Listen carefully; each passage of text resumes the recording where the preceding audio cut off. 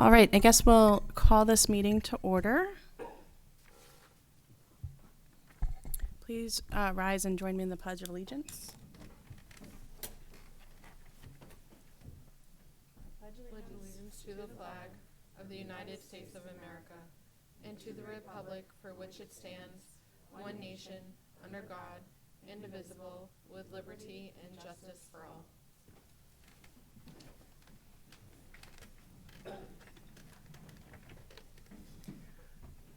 Okay, our first item on the agenda is public participation. Seeing none, we will move on to approval of the prior month's minutes. These are the minutes from 11/19, which I believe were distributed for review. I move the minutes be approved as written. Do I have a second? All in favor?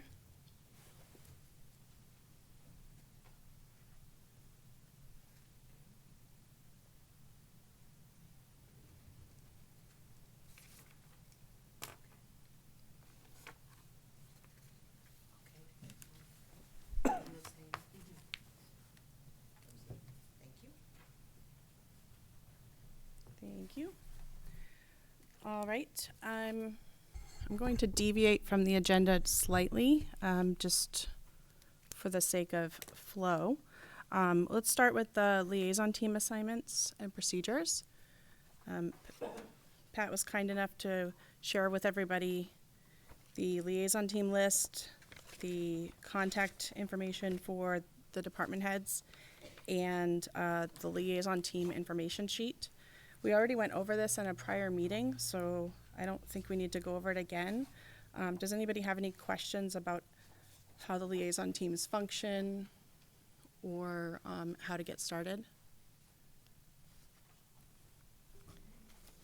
Okay. Actually, Jennifer, we did not go over the liaison team procedures. It was only the budget policies. That whole page is different. Isn't this part of our policies and procedures that we did at the first meeting? And if it says liaison team information, no, we did not go over that. Okay. Then we can go through it together at really high level, just the main points.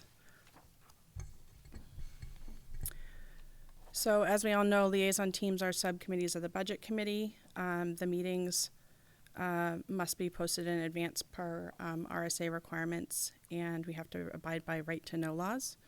So meetings must be, date and time and location of the meeting must be reported to Pat at least 2 full days in advance of the desired meeting date. So the coordinator or the liaison lead will reach out to the department heads, work on a date and time, coordinate with the rest of the team, set a date, and then communicate that to me and to Pat, please. You may not proceed with the meeting unless you have received confirmation that posting requirements have been met. So once you send that email to Pat and myself, one of us will respond, and then you'll be good to go. A quorum is not required for liaison team meetings to occur.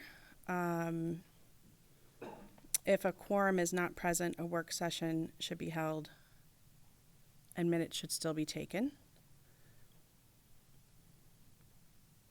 The liaison team lead may be able to arrange for a team member to attend by telephone with advance notice. We have in our packet a template for taking minutes. The team lead should fill that out and bring the form to the meeting, and then the team members can sign the document and then submit that back to Pat for filing and documentation. Let's see. Other than approving the minutes, liaison teams should avoid making any team decisions. This is more of a fact-finding opportunity. Listen, learn, and report back to the rest of the committee what you've learned.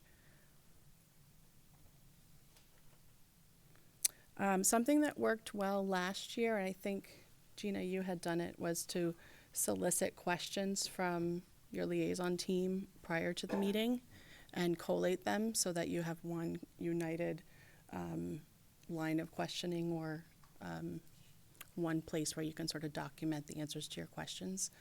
So I would suggest that liaison team leads do that. That seemed to work well. Yeah. And I apologize if it's in that email you sent. Did Lori send us a copy of the questions that the school board had already asked to? No. Maybe if we can get those and distribute them, that could help, because the school board had questions, and already we had the elementary schools, JMUs, and food service in to answer them, and tomorrow will be student services. So if we can get all those questions ahead of time, then it might be helpful as we're compiling our own. Thank you. That's a great idea. No need to duplicate efforts. I know some of those questions, or maybe Ken, you're going to say, go ahead. Well, I was just going to say we have documents of the questions, but not the answers. So the answers for those questions are on the video of the last school board meeting. So once the minutes are out, we'll have those. Yeah. That's a 12-13 meeting. Was that the last one? 12/4, I believe. Yeah. 12-4. 12-13's in a couple of days. I'm getting ahead of myself. Yes, those questions and answers were like the second half of the meeting. So, yeah. All right. To respect the time and work constraints of district personnel, budget committee members should not directly contact or arrange a meeting with department heads. Go ahead and let the team lead do that so that they get one communication. Hold your questions until that meeting. And if you have questions that are outside of the framework of that department or their budget, then those questions should go to me for reaching out to administration. Any questions? We're good? Dan? I would think that number 4 up top and number 5 down the bottom are conflicting. Number 4 said that the budget committee meeting members may opt to attend other meetings on Monday. I'm sorry. Number 4 up top and number 5 would seem to offset each other. Number 4 says that we may attend these meetings and may participate in the discussion. Number 5 says that we should hold the questions until the budget committee meeting, at which time that department budget is presented. If a member has specific requests that falls outside the framework, contact the chair. It would seem they're in conflict with each other. So number 4 at the top refers specifically to budget committee members who weren't assigned to that liaison Right. team. And it just basically says that you may opt to attend a liaison meeting even if you weren't assigned on that team. So let's say I'm not on the food service team, but I can go to that meeting if I choose. And then I would need to be listed in the minutes as an attendee, and I may participate in the discussion. Whereas 5 below really is just saying that the liaison should do the coordinating with the department head. Team members should, it says team members should hold their questions until the budget committee meeting at which that department budget is presented. Is that the part that you feel is a little bit? Perhaps add something that says unless they themselves attend those meetings. I think it's fine to ask questions at those liaison meetings. That is the purpose of it. Well, So that's not what this bottom we thing says. can strike that from these instructions if it's Yeah. confusing. Okay. Okay, we'll do that. Yeah, I motion that the last part of number 5, beginning at rather till the end at contact the chair, be deleted. Do you have a second? And I'll make, second. All in favor?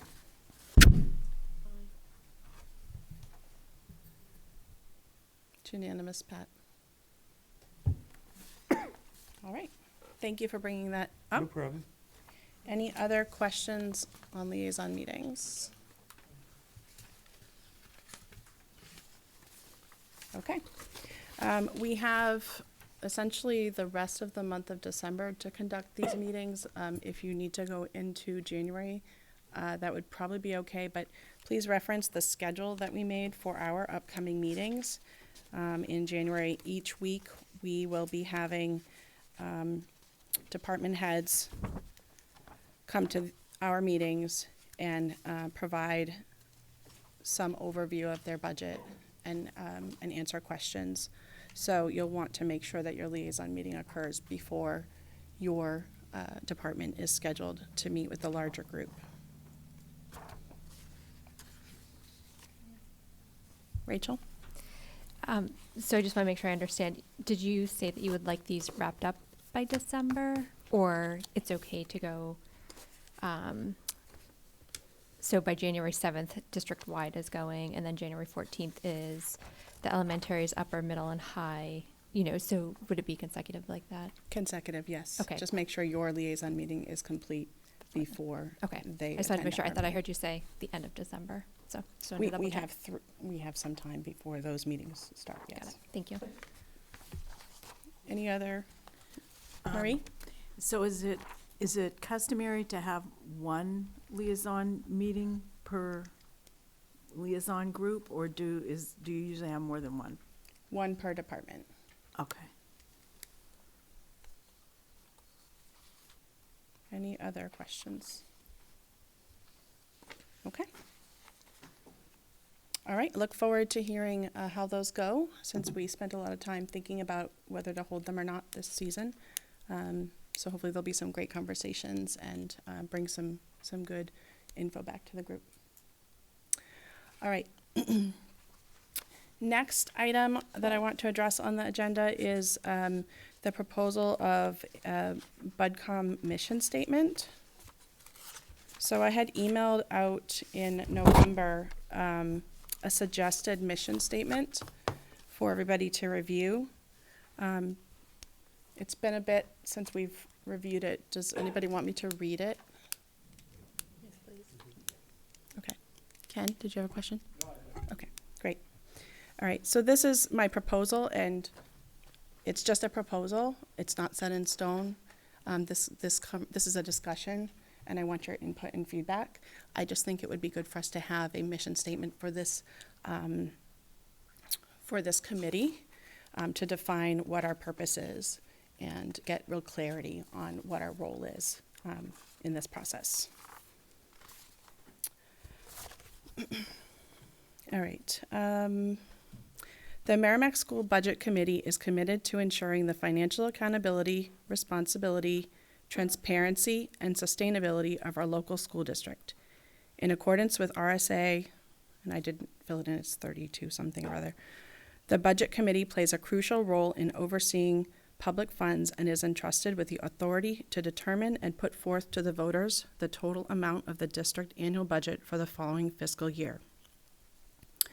The committee's inquiries serve to enhance transparency and oversight for the taxpayers with respect to the process of both allocating funds and scrutinizing whether expenditures are prudent with a direct educational impact. Our goal is to carefully evaluate the recommendations provided by the school board and administration, balancing the educational needs of our students with the fiscal responsibility to our taxpayers. Through thoughtful deliberation, we strive to put forth a budget amount intended to enhance educational outcomes, be fiscally prudent, and maintain the long-term financial health of the district. Any comments or input? Chuck?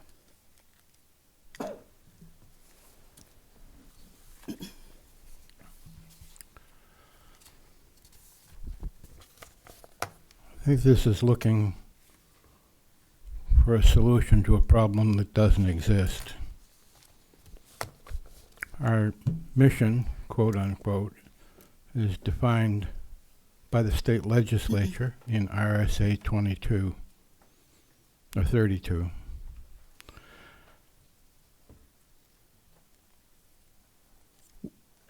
We can't change the legislative mandate. And that's essentially what this proposal is trying to do. And I find it onerous in some respects, unnecessarily. The Budget Committee has a very defined purpose, and I see no reason to complicate it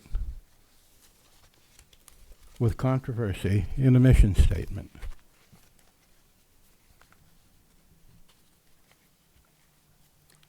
Any other comments? Anthony? Turn your mic on.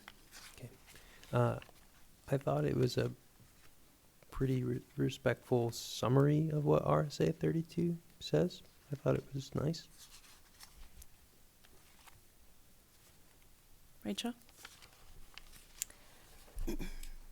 So no comment on the statement itself because I do better reading it versus hearing it. I do have a question though. Did you work with either district administration or legal to get their thoughts on this? No. I did not. Okay. The purpose of suggesting it is so that we can align on our mission as a committee. If we can always work out the legal language of it if we need to, but I wanted to propose that we have a mission statement for our committee so that we are aligned about what our responsibility is. Because if you recall, last year we spent a lot of time in the weeds of different expenses that at the end of the day, it was not our decision to change.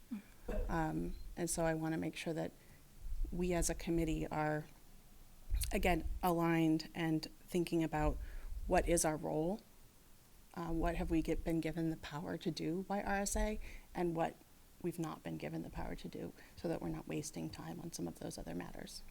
Thank you for that. I do understand that, and I understand some of those sentiments, especially from last year. And the reason why I asked about legal too was just what Chuck referred to. I don't know if that's something within our power that we can do. So I was just wondering if we were even allowed to before we, discuss this at length and then find out that we cannot do it. I was thinking that this would go at the, essentially we have a policies and procedures page, but we don't have anything that's kind of more formal for our committee.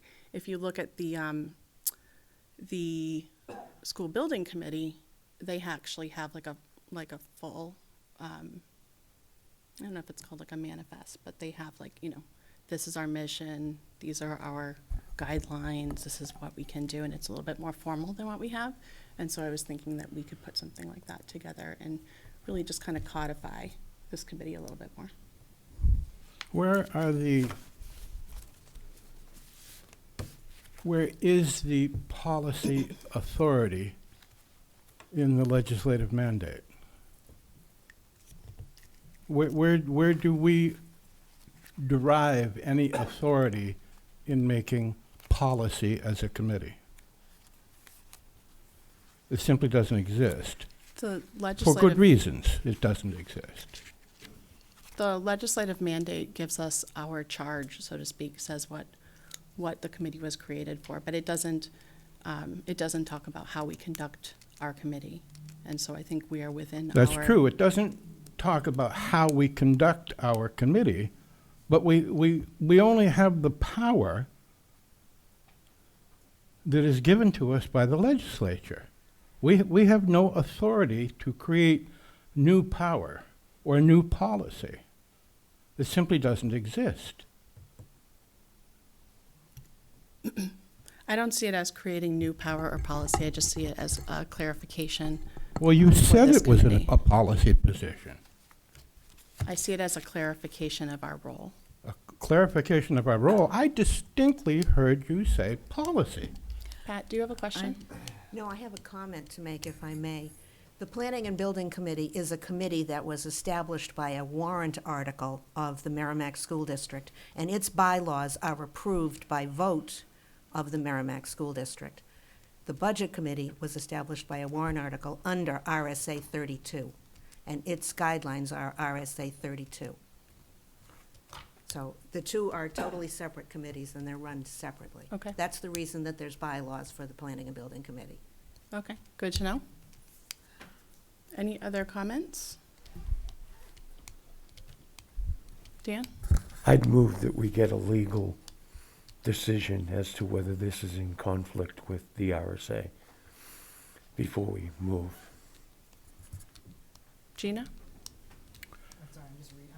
Oh, okay. Ken? Well, I agree that legal should be taking a look at this before. I know this is just for discussion, so but I think before any decision is voted on, that has to happen. The other part of the language that I think has to be considered is there's great language in there about educational outcomes, but of course that's not this committee's only role. Like, you have to consider heating buildings and salting the ground and stuff like that. So a lot of those other elements, I think, if you're going to talk about what the committee's role is, those should also be included, because educational outcomes is a big part of it, but it certainly isn't the end of it. And I think to that, the piece, the very ending piece, let me grab that real quick. You made a motion already? I did. So I think we have to either. I'll second Dan's motion. No,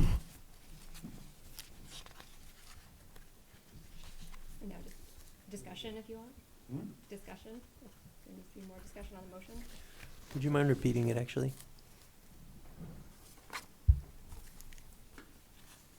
We have a motion on the table. It's Dan's motion. Rachel has seconded. Oh, sorry, Ken has seconded. So the motion is to, well, you say the motion, go ahead. My motion was to have legal check your proposal against the RSA to see if there are conflicts or anything that precludes it. Okay. Now, to be clear, we're not having legal necessarily approve or disprove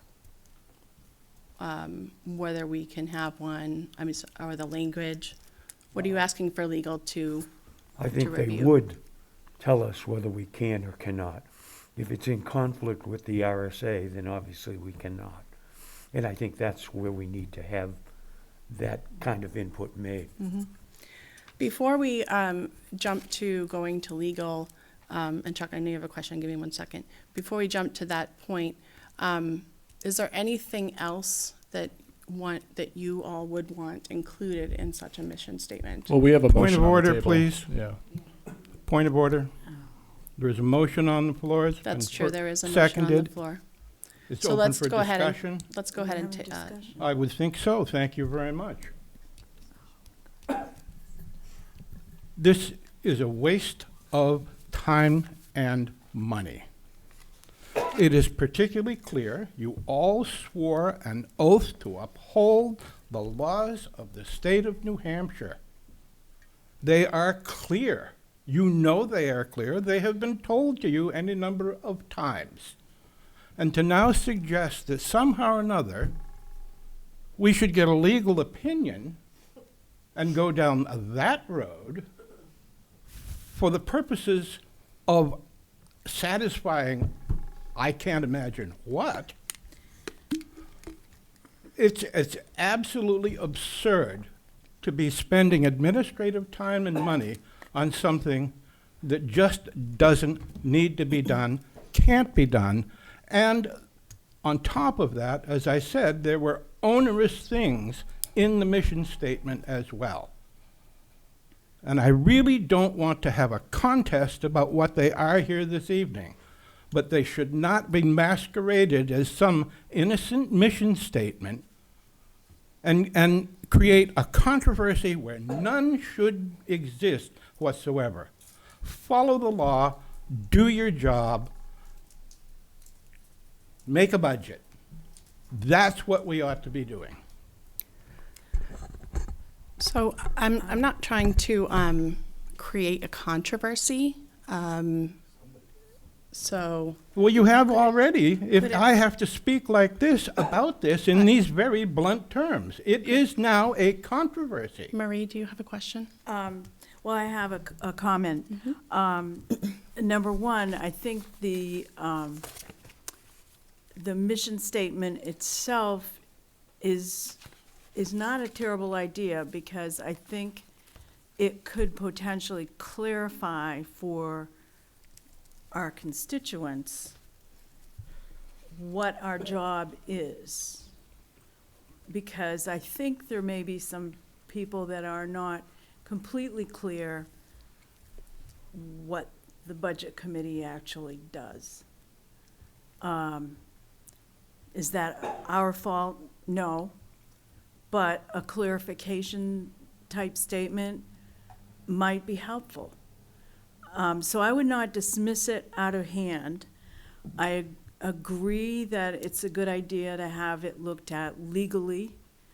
I think we all should get a copy of what you proposed that it say, and we should have some further discussion about it down the road.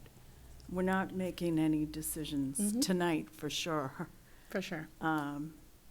But I would not dismiss it out of hand, because I think it might be helpful to the public. Any My other opinion. comments? Anthony? I guess I would motion that we table it until after legal looks at it. There's still a motion on the floor. Oh, is there one on the floor? Yeah. What is the And I one also now? have one other thing. Any other comments on the motion? My two overall questions would be, one, do we have to call it a mission statement? Can we say like the purpose of the budget committee, or some other language? And also maybe looking into other towns. I was just trying to search the web to see if other school districts also had a mission statement for the budget committees.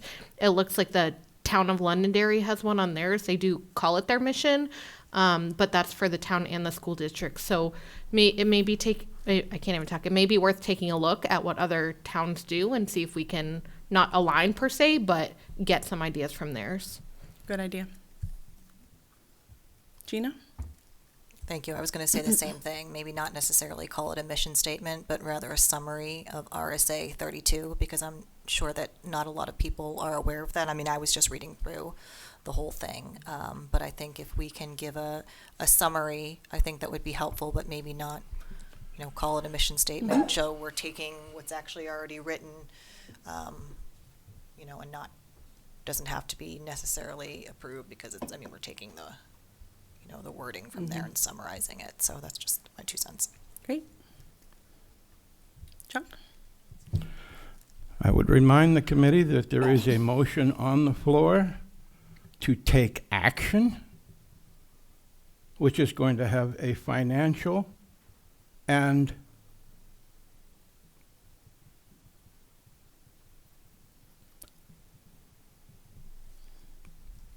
detrimental outcome to the charge under 32A that we operate under.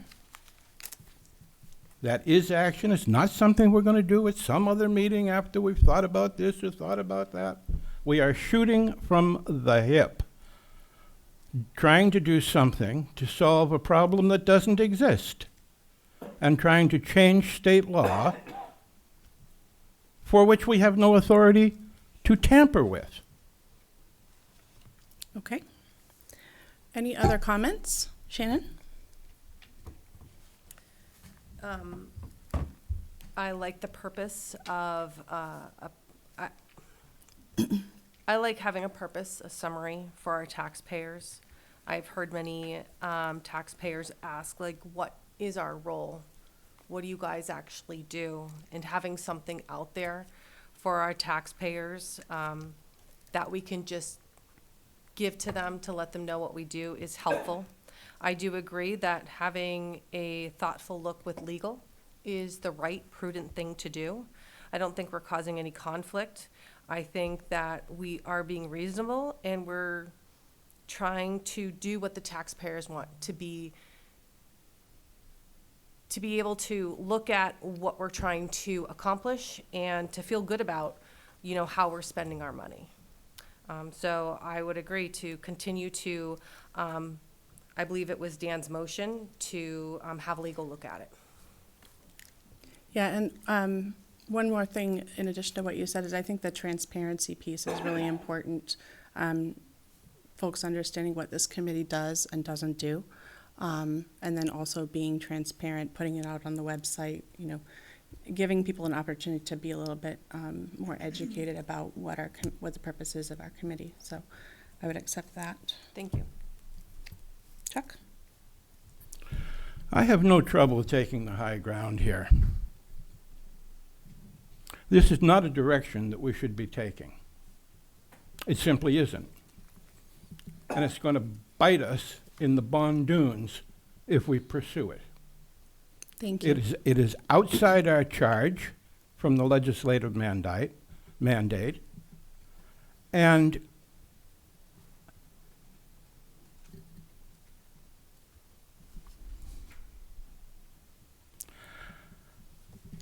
the thing that I find most onerous, there are other onerous components of this proposal, none of which have we seen a copy of here. And it's the taxpayer. I realize that you may think I hold a very unpopular opinion on the taxpayer. But I live in this town. I've lived in this town since 1948.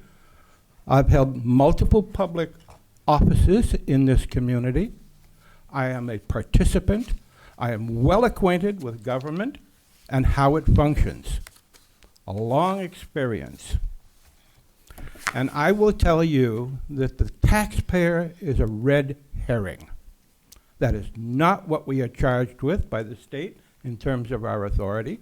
We have no authority to look after the taxpayer. Who is the taxpayer?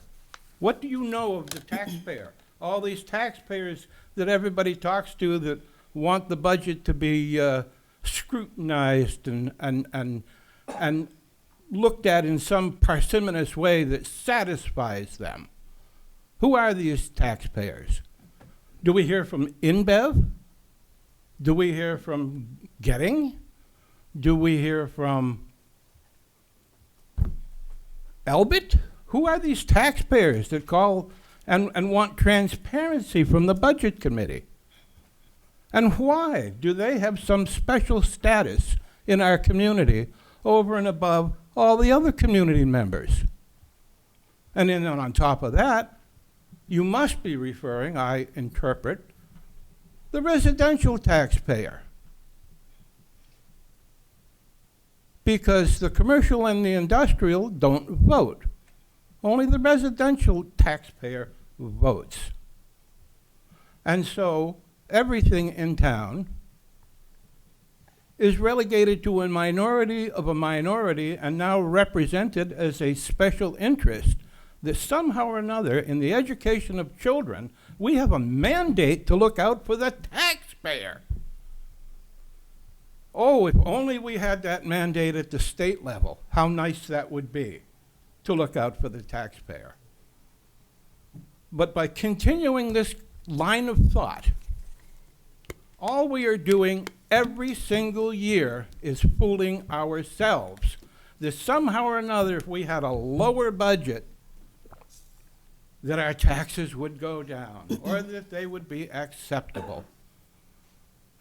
When the system is rigged against us. We've had 15 years of default budgets spiraling down our attempt at educating our citizens here.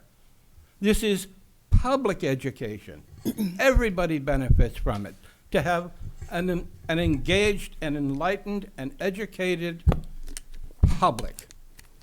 And I, for one, am sick and tired of being deceived and undermined in the public trust by suggesting that the taxpayers are the only people that matter. If that were true, I would like to hear all of you call your state representatives and tell them to look out for the taxpayer, because they have downshifted all the responsibilities for education to the town and other things as well, constantly causing our local property taxes to go up. And we think somehow or another that we can control them at the budget committee level by recognizing somehow or another that the taxpayers are a special interest group that has to be satisfied in this community. You are wrong, and you are deceived, and this has been a problem 40 or 50 years in the making, and not until you realize that when you vote for a budget of the school district, it doesn't matter whether you vote to approve the budget or go to the default. Taxes are going to go up because it's rigged against us until we stand up and solve the tax problem. Okay, I'm going to stop you right there. Thank you for those notes.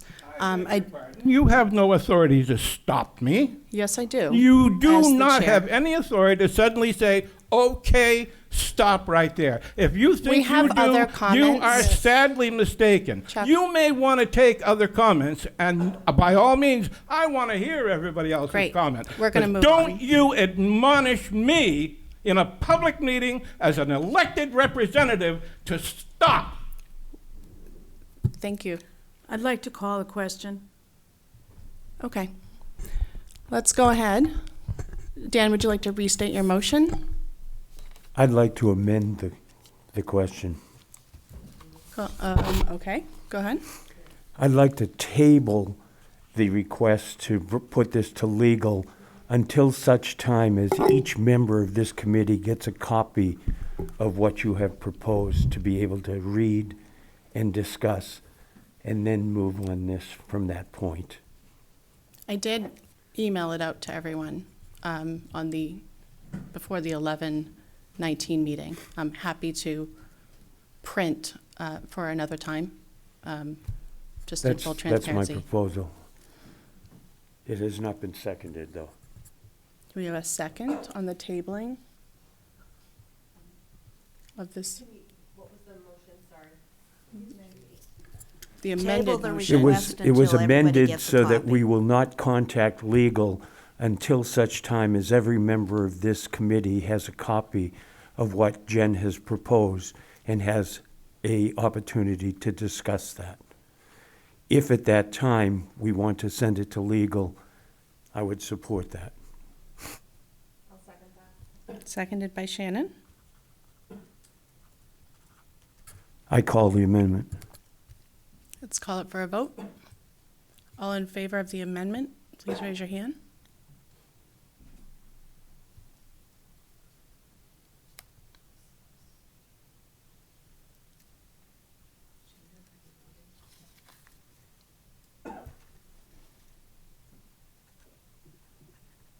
All opposed?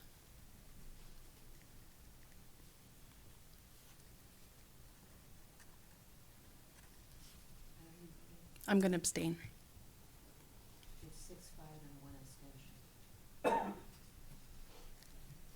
So the amendment passes. Great. All right, moving on to the next item on our agenda. Everyone has their budget books. Pat was kind enough to ensure that we had them for this meeting so that we could start reviewing them. We are not going to spend time reviewing them tonight. This is, I'm sorry? Point of order. Yes? We just passed the amendment. I believe the next order. We just passed the amendment? Oh, you want to vote on the original motion? No. No. I want to vote on Dan's a motion to table.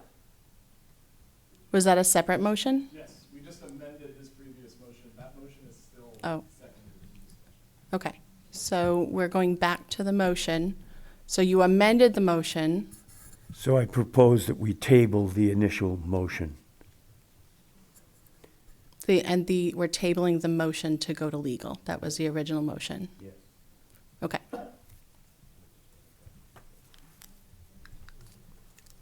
We just voted on the amendment, so he amended the language of the motion. The motion is still in discussion right now. It has not been voted on. What we voted on just now was the language that has been changed. I'd like to call the question that we vote on the amended motion. Right, that's what you're doing, you're voting on the amended motion. Okay, let's call it for a vote. Would you like to restate the amended motion one more time, just for clarity? 75 years old, I'm not sure I can. I think what I said was to table the initial amendment to send it to legal until such time as the chair's mission statement was distributed to all members of the committee for discussion at a later meeting.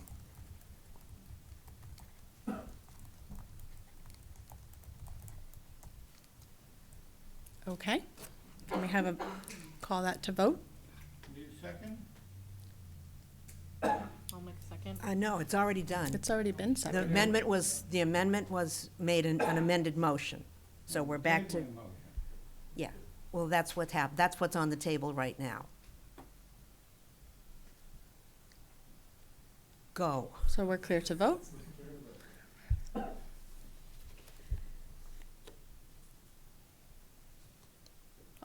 If you're voting affirmative on the motion, please raise your hand.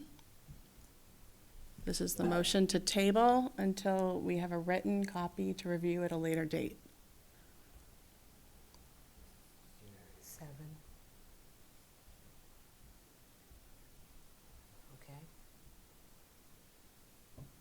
Okay. And thank you. You got your count, Pat? 7. Yep.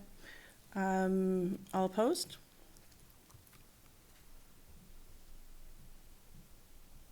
Any abstentions? 4 abstentions. Okay, so we'll table that till a later date. All right. Now, moving on. So I started to say before, we've been given our budget books for this year's 25-26 budget. At the beginning, you'll find a memo from the administration and the school board, just detailing the scope and an introduction to the budget. Again, we will not go through this tonight. I want to give everybody an opportunity to review it in depth. And we'll talk a little bit about our strategy of how we'll go about reviewing this in the coming meetings.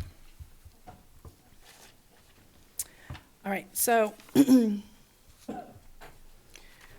strategy for this budget season will be that we will have a working session at the end of each meeting to review the major expenditures that were that are in the budget for those departments. So on our January 7th meeting, we have the administration, it's our district-wide one.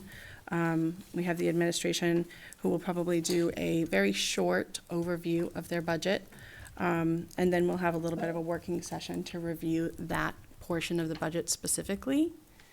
And then we'll do the same for the next meeting, the January 14th meeting. We'll have an opportunity to focus on the department heads that are listed for that meeting, and then have a small work session, so that we're sort of working through the budget in chunks. My thought with this is to, again, minimize what we did last year, which was kind of go through every line item and kind of get hung up on $1,000 here, $1,000 there, and to organize us a little bit so that we are reporting on the departments, hearing from those department heads, having Q&A sessions, and then having an opportunity to kind of work through those areas of the budget at each meeting. By the time we get to the first meeting in February, we should have been able to go through each section of the budget and at least have a good idea of how we want to structure our final number that we'll be proposing at the deliberative session. So, Rachel? Thank you, Jen. I think I have 2 questions. I think I heard you say that we would only be discussing expenditures as part of those discussions in work session. And if that's the case, do we have something in writing again that would delineate what is going to be different from in years past of how we handled meetings in each subsection of the budget? What do you mean? What's your? So when you say expenditures, to me, we're talking about past, and we're trying to build a budget for the future. So expenditures matter, the past matters, but if we're only focusing on big chunks of expenditures of, each budget, I don't think we're going to have all the Well, I guess it information we would be need. expenditures and budgeted line items, because we've already looked at our last meeting, we looked at last fiscal year to see where we landed in each of the areas. And then there are changes in this year's budget that are detailed by the introduction. It talks a little bit about like what's been proposed for increases. If you watched the last school board meeting, they talked a lot about decreases. So I guess we'll be looking at kind of maybe comparing last year to this year, looking at what's been requested this year, and coming up with what that bottom line should be maybe for each department or for each set of departments, and that so we can put them all together at the end. Okay, so it sounds like you may be, again, proposing something a little bit different structure-wise. It would be helpful for me, again, I process things more on paper first so I can think through them. If I could just get that in writing, or the committee could get that in writing, if there will be changes to how we run meetings. Yeah, so this is an opportunity for me to share with you the strategy that I'd like us to take this season. It is a discussion, but I think this will work really well for us to kind of focus on, each section of the budget by departments, since we're already doing liaison teams by department, and we're having potentially those department heads visit and either give their overview or be able to ask them a Q&A on their individual department budgets. So for me, the strategy here is to review in the budget book and be prepared, this committee to be prepared for each of the upcoming meetings by focusing on the departments that we'll be discussing in those meetings. And then after the department heads have had an opportunity to either present or answer questions, then we would have a mini work session as part of our regular business for that meeting. Does that clarify for you? Maybe, I don't know. It's okay, I'll ask questions if I need to. Okay. Marie? When you're referring to departments, you're referring to departments as listed on our meeting schedule? Yes. Because as a former high school teacher, when I hear departments, I'm thinking science department, math department, English department, but you're talking less granular than that. Right, departments for the district. Gotcha. So, Gotcha. So just to clarify for anybody who doesn't have the schedule in front of them, January 7th is administration, school board, and district-wide. January 14th is elementary schools, upper elementary, middle, and high school. The January 28th is technology and learning services, food services, maintenance, and special services. And so that hits on each of the departments within the district. And it aligns well with the fact that we're doing liaison teams. So you'll be reaching out to those district department heads, meeting with them, asking questions about their wants and needs, and then coming back to this committee and sharing what you've learned. We'll have an opportunity for them to answer questions of the entire committee if needed. If there's a component of a presentation that this committee would like to see from them, we can certainly do that as well. But essentially, the strategy is to break this budget down into chunks to review by department. And in this case, on the schedule, there may be more than one department each week. Rachel? Has there been any thought or discussion, especially on January 14th and 28th, about a start time? Because that is a lot of material to get through with a start time of 7 p.m.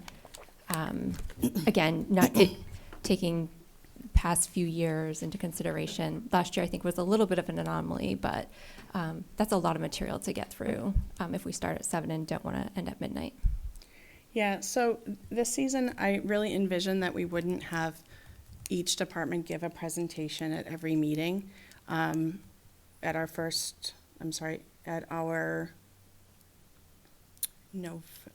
November meeting, I think it was, that the district administration said that they would already be doing those presentations for the school board.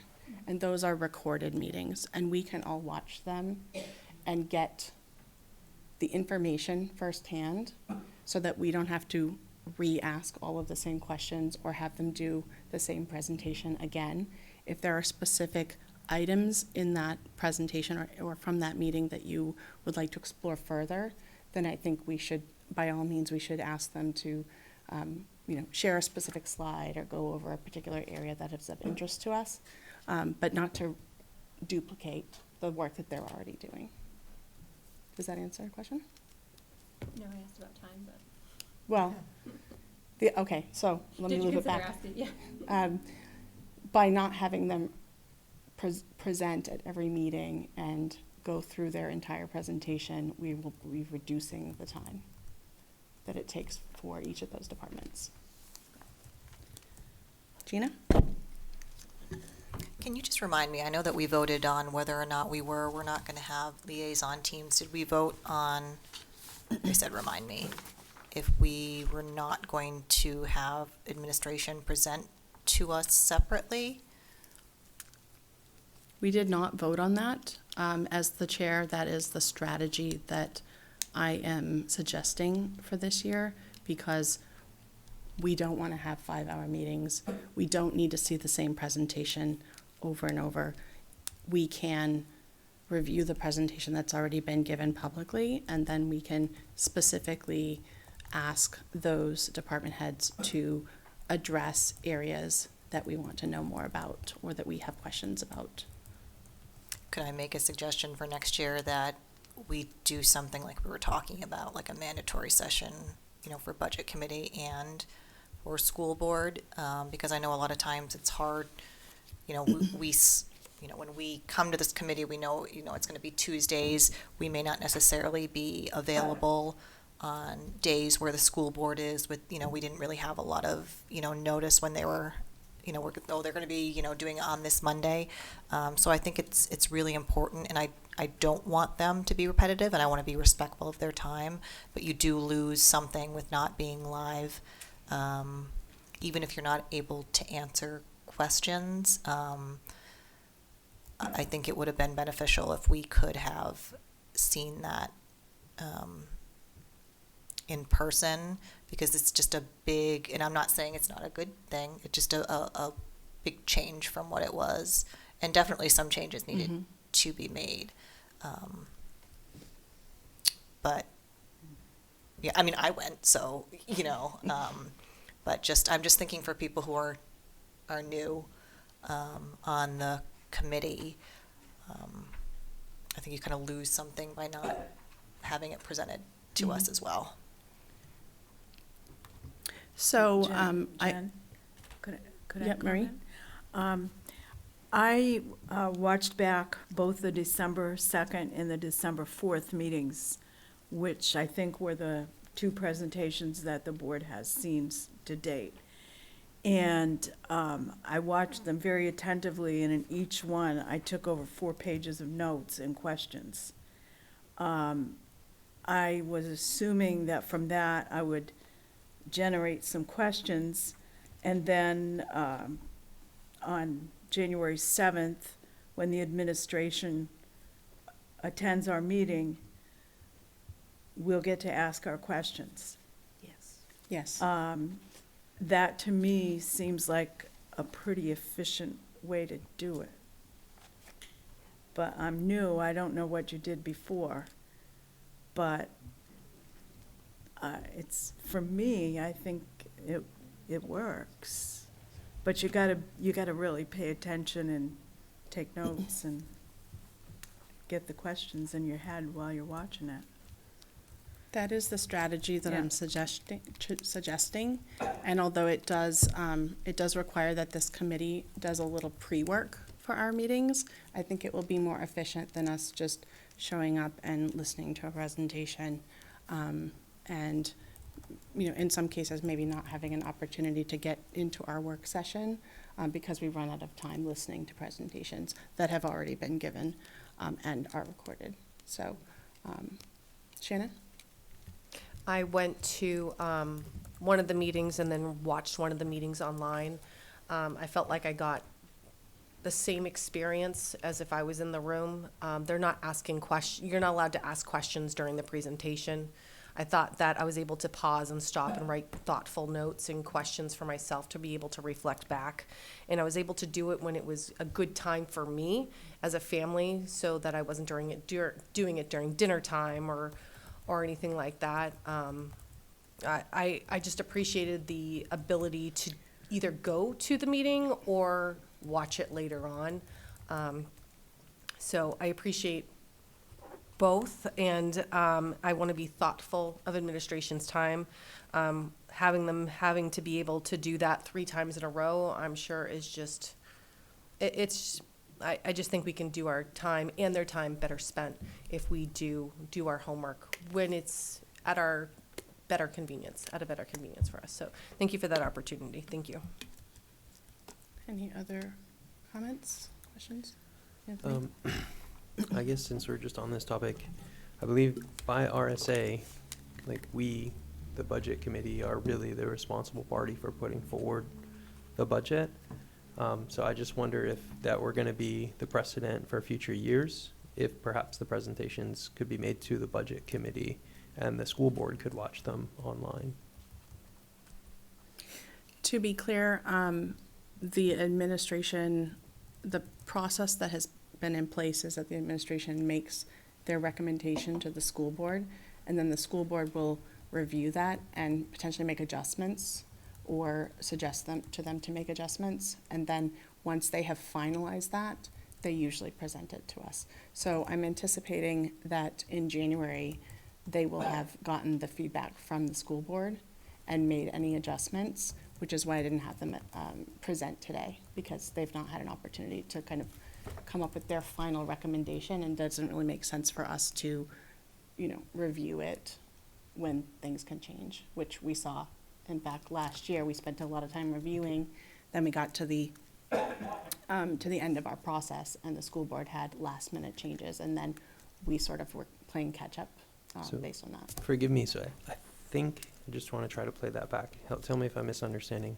I think what I heard was those presentations, like the ones we just watched and the other ones to come, they're not really the final cut.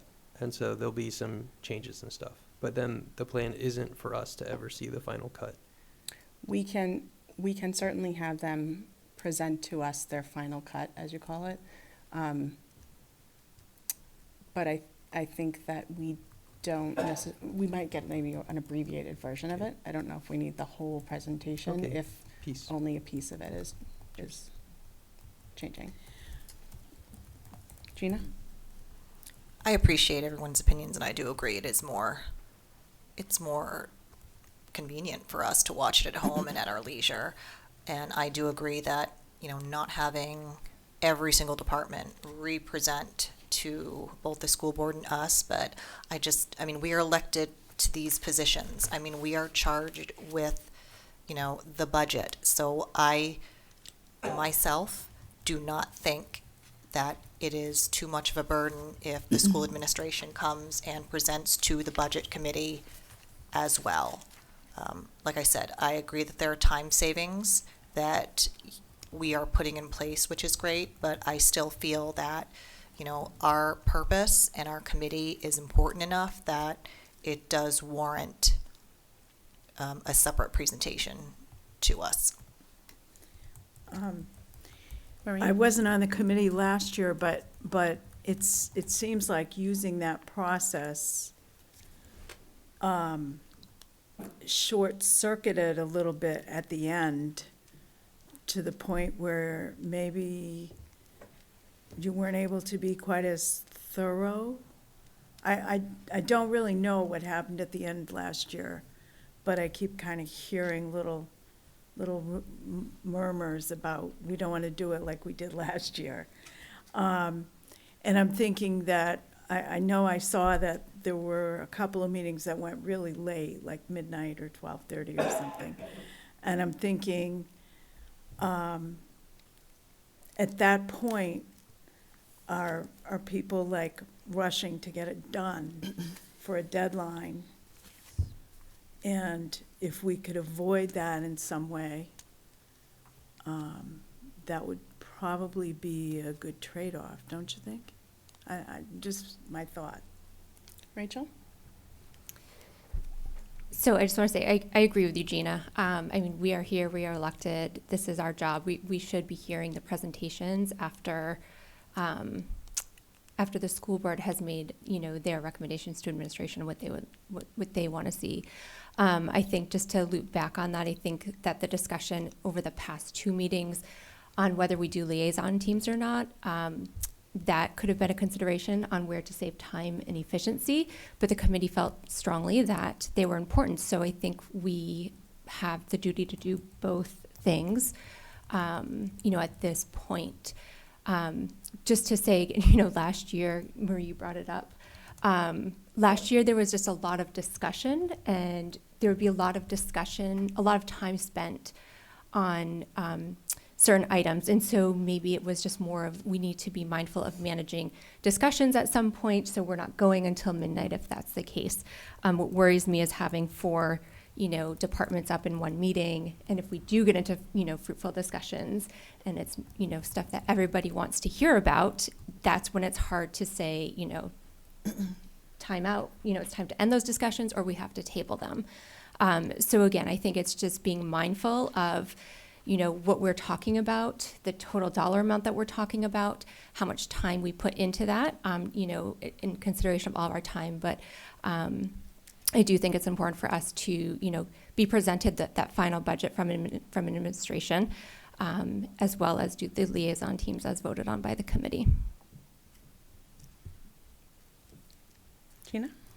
And last year also, it was an anomaly because the budget was sent to us late because there were snow days and they weren't built into the schedule.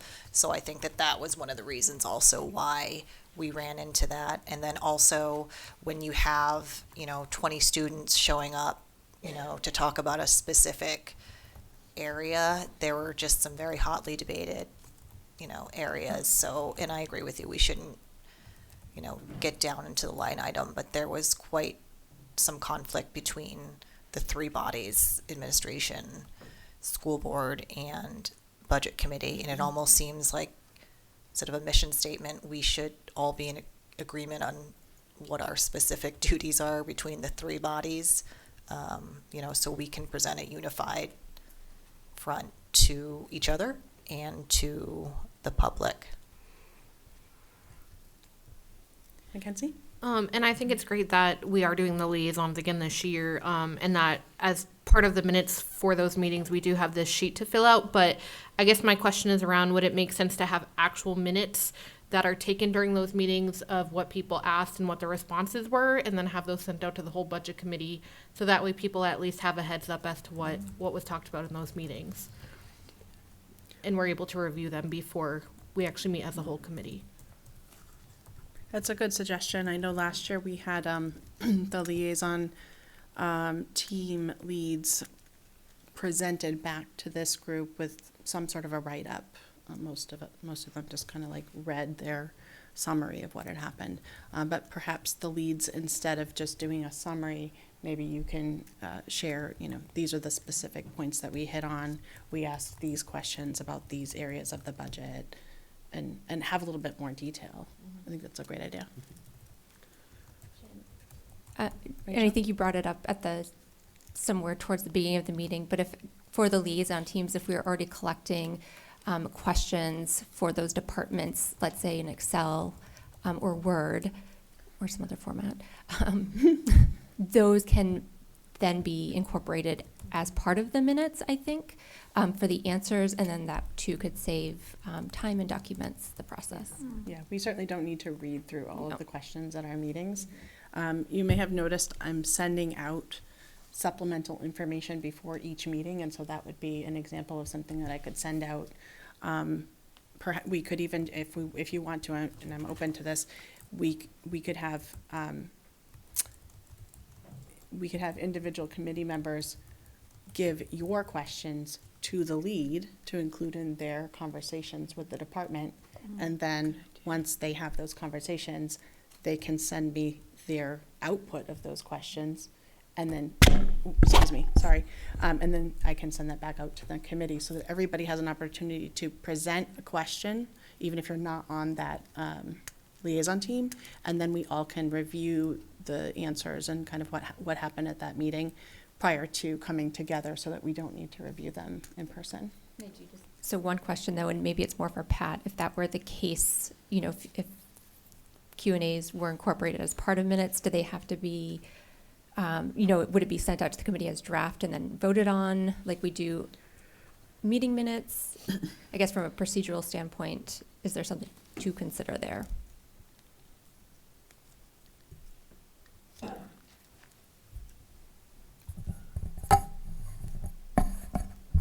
Who's taking these minutes? Yeah, that's good.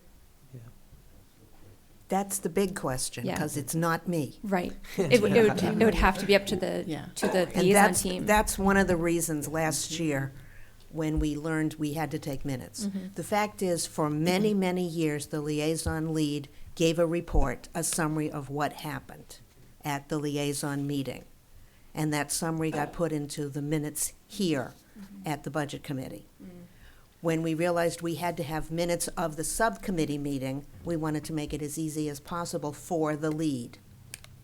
That's why it's that simple form, but the leads are still giving a summary. And since I have the floor, and I apologize, but the fact is, it worked before last year. Anybody that's been here, if last year was your first year, it was terrible. There's no question it was terrible, but it's worked before that.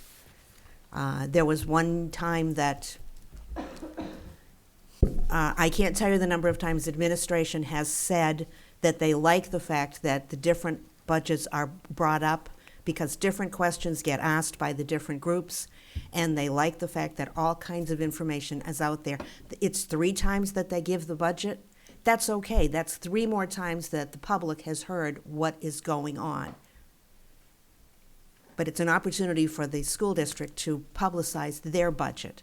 And the second thing, of course, is that the principals and the department heads, it's part of their job description to write the budget, present it, defend it, answer questions about it. So it's not a waste of their time, it's part of their job. But a lot of what's happened, and I apologize, I was going to get up at public participation because a lot of what's happening here is the fact that last year, the budget literally, the school made the recommendations, and the Budget Committee got handed the recommendations on Tuesday. They made them on Monday, the Budget Committee got them on Tuesday. There was no time for anything. We've built all these snow dates in, and they've built all these snow dates in and planned it, so this year it should work, or it will work better. But you're changing something based on what was a problem last year. And maybe if we go back to the procedure the way that it was, let everybody run through cleanly and clearly, and then see. You're right, absolutely, there's lots of things that can be changed. But maybe where you're actually, I would have to say you're in the weeds at this point about something. Doesn't that sound like you heard that a couple times? And yeah, the public came out. When the public is angry and they come out, and we had to reschedule deliberative session because the public came out. But that's good to have the public involved. Absolutely. So, I just want to be clear, we'll focus on each of the departments at each of the scheduled meetings. And if there is a presentation that this group wants or needs to see, that is definitely still on the table. What I don't want to do is have every department give a long presentation, and then at 9:30, then we start discussing, and now we're here till 11:30 again.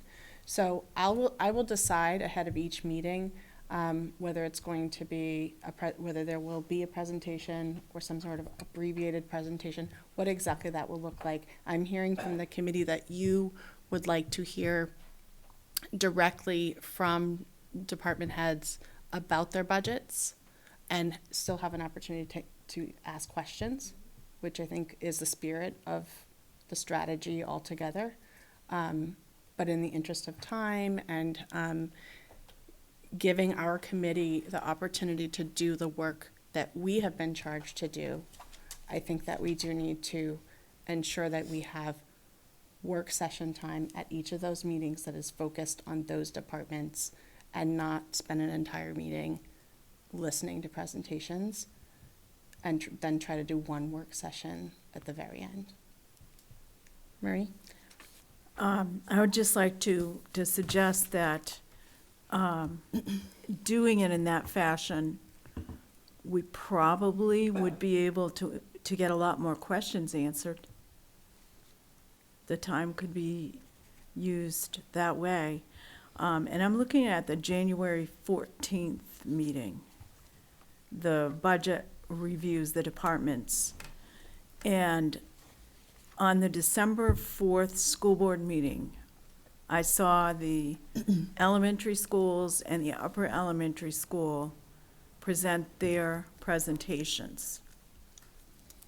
And then the board had their Q&A. And that was most of their meeting. And on January 14th, we have not only them scheduled, but the high school and the middle school.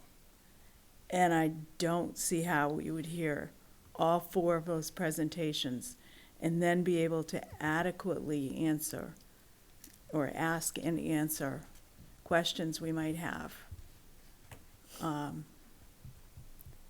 So I really am in favor of us watching the presentation from the school board online or in person, come to the meeting, and then have them come to our meeting, and we do our Q&A at our meetings. Gina? I don't think they really did a presentation, but I love that this year they did this summary form of what's new. There's a big decrease or increase, so maybe they could consider just going over that, because a lot of the questions would stem from those big increases or decreases. If it's, if it stays the same, then we really don't need to discuss, but maybe just have them present, what, this summary sheet in here. That might answer a lot of people's questions as well. It's abbreviated, and it just, gives them a chance to say, here's, basically what we're going for, here are the big changes, this is what we need, and then done, we can ask questions. That's a really good suggestion. And if you watch the meeting from, I think it was December 2nd, Bill Olson had maybe like 10 slides, and each slide had its own context and its own story. So let me tell you all about enrollments, and let me tell you all about programs and changes. And so if we can focus ourselves as this committee on the things that are in our budget book and spend less time or learn about those things from the presentations that have already been given, I think we'll be better served in terms of efficient use of our time, and then also being able to really get at the heart of what this committee is, its purposes. Dan? Marie, I think the thing you're missing is that before they come here, they're going to be reacting to the liaison meetings where we have met with them and gone through their entire budget. So it's not the same as them presenting to the school committee. They will be essentially confirming what we have done with them in those liaison meetings. So it's a little bit different. So the presentation that the budget committee receives is not just a repeat of what the school board has seen? It is not. Oh, I missed that, sorry. Yeah, yeah, I didn't know that. Would it be worth maybe taking a vote where some members want to have those presentations and see who would like to have them and who would prefer to watch them? Well, could I? Go ahead, Marie. I would, based on what Dan has just said, I would change my opinion somewhat in that if there's additional information they have to offer that wasn't in the school board presentation, I would want to hear that. So I think that goes to what Gina said, that they could give us a different presentation, more nuanced maybe, or with additional information. Dan, Because I'm not interested in just hearing again the exact same thing that I heard in the school board meeting, because I fully digested that, I took notes, I wrote my questions. I would rather use my time with new information and questions and answers about that. Dan, would you articulate how the department head presentation to the budget committee is different than what they've presented to the school board? Well, they vary with the liaison leaders and who leads them. I actually don't have the department heads present. I present their budget for them to this committee and go through the questions that we ask them and their answers, and, then follow-up questions that we had to them, and go through everything line by line so that you see exactly what was presented. And then, you ask them a couple of questions that they're not quite ready for and get some different input. So that's but that's what I would call a Q&A, right? Yeah. So they're not coming to our meetings and doing a presentation. Basically, we show up, we say, okay, this week we are, Dan visited maintenance with, 3 other people. Dan, share with us how that went. He's giving us the summary, the questions they ask, maybe some of the answers, those types of things. Then the rest of this committee has an opportunity to, maybe you have more questions, or there's a particular question that was asked that you want to dig into more. And then you can ask the department heads who are present to elaborate or expand on any of the items that have been put into their budget. So with the strategy that I'm proposing here, we would still have that Q&A. That part would not change. We're just not asking them to come and present their budget. We're using liaison teams for that purpose, and then still having them be represented to answer questions that the rest of the committee may have. I'm Shannon? going to interject for a second. Great discussion. I was also under the impression from our last meeting with Matt that it was the same discussion they provided at the school board, and then they provided it to us, and there was a third one, and it was the same one. So I was also under that impression too. I love the fact, if we can, and we should, have them come and we have a Q&A session to have those in-depth conversations, because I don't want to hear that same speech that they had over again, because like Marie was saying, that meeting with the elementary schools in the upper L, that took over an hour. We don't need to go over that again. I watched that at home, and I was able to write down my questions and things, but then I can bring that to our liaison meetings and have those questions for them. So that is great information. Thank you, Dan. Dan? And I think you have to realize that although it's their budget, when you ask about some of them, the answer will be, that's a Matt question. And Matt is actually the guy who puts this whole thing together. He is it, and when you get that question, you have to come back and ask Matt what this question is regarding that line. So, I mean, he's the architect, he's brilliant, he does a great job, but sometimes it's not totally their budget, it's something that he has presented for them. All right, thank you so much. Marie? Did we decide that after the liaison meetings, their minutes and the questions and answers were going to somehow be funneled to all of us prior to That happens at the meeting, the designated meeting on the schedule. So again, take maintenance, for example. The liaison team meets with maintenance. They are on the schedule for January 28th. So the liaison team lead would present at the January 28th meeting. This is the summary from maintenance. These are the questions. And then maintenance will be here, and you'll have an opportunity to ask more questions. I thought we were earlier suggesting that those could be sent out to us prior to it as one of your things that you. Supplemental. Yeah, one of the supplementals, so that we'd have time to read it over, digest it, formulate new questions if we had any, and avoid basically having to read it and react to it at the same moment. So was that something that was decided, or do we need to make a motion for that, or? No, we don't need to vote on any of this. This is Okay. just talking about our strategy for the season, which I will put together and send out kind of a summary of what our strategy is. I wanted to bring up the strategy for discussion and get input from you all instead of just saying, this is what we're going to do this season.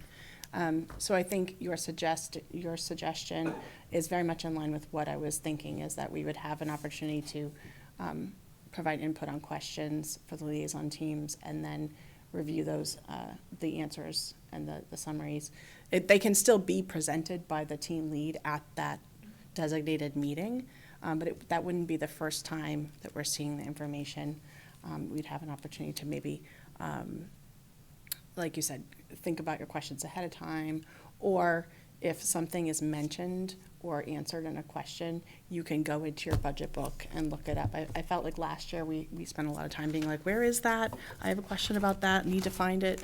And this way you can do that kind of legwork at home and come to this meeting prepared to just discuss, answer questions, et cetera. It is going to require that everybody do a little bit more pre-work for these meetings than maybe has been done in the past, but I think it will be more efficient. Any other input? Just one Anthony? little go back, I think I got from a few folks that, 4 is potentially a hefty number for departments on a given day. I wonder if it seemed to me like perhaps if we just inserted one more Tuesday to make sure that the max was never any more than 3, maybe that would help make sure that, we don't run out of mental and emotional energy and we get through the meeting well. Are you talking another meeting date? He's saying we have January 14th.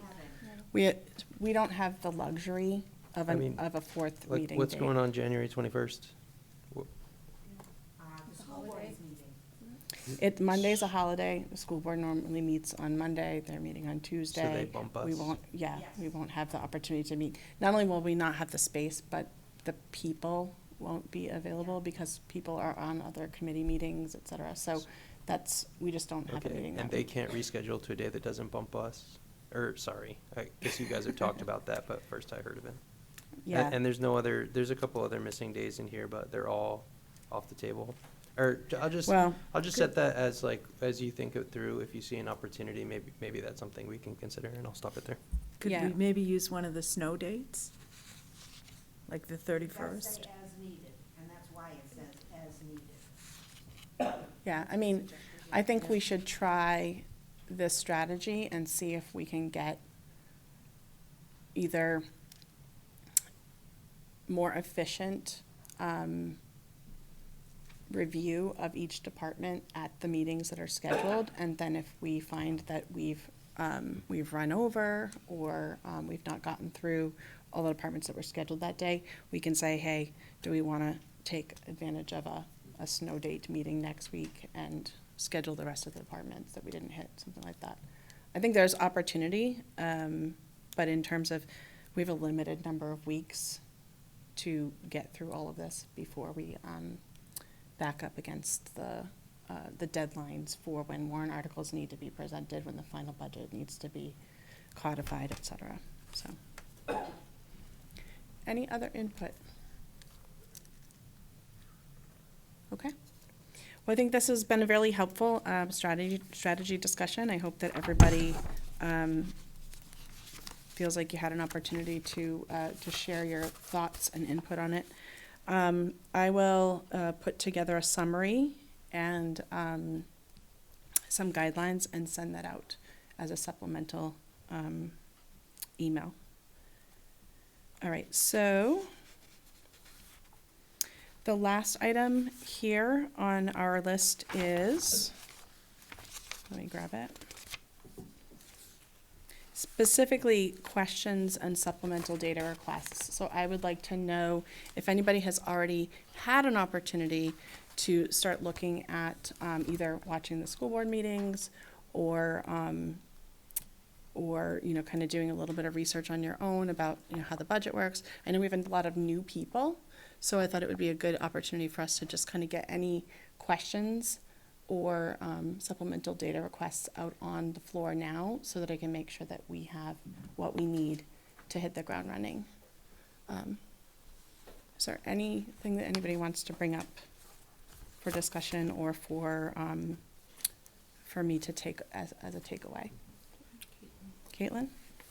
I didn't know for requests, are we able to request like the historical free and reduced lunch for like the past 5 years to see where it has been? I know that you can like look that up online, but I didn't know if they had that easily without it, every year, because I think I can look up this year and then I can go back and look up the other, but I didn't think they were all in one together to see, because we have a reduction of that, but we have an increase in our homeless population, and that would make me think that we would have an increase in the people participating in the free and reduced.